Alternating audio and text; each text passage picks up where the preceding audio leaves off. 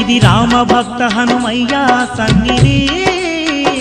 కొలిచే భక్తులకెల్లా ఇదియే పెన్నిది ఓ రామ భక్త హనుమయ్య సన్నిధి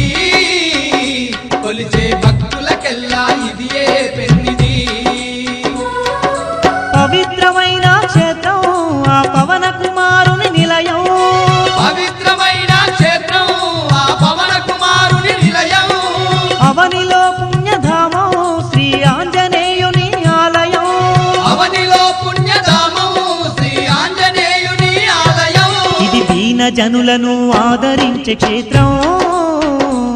దివ్య సుందరుడైన మారుతి మందిరం ఓ రామ భక్త హనుమయ్య సన్నిధి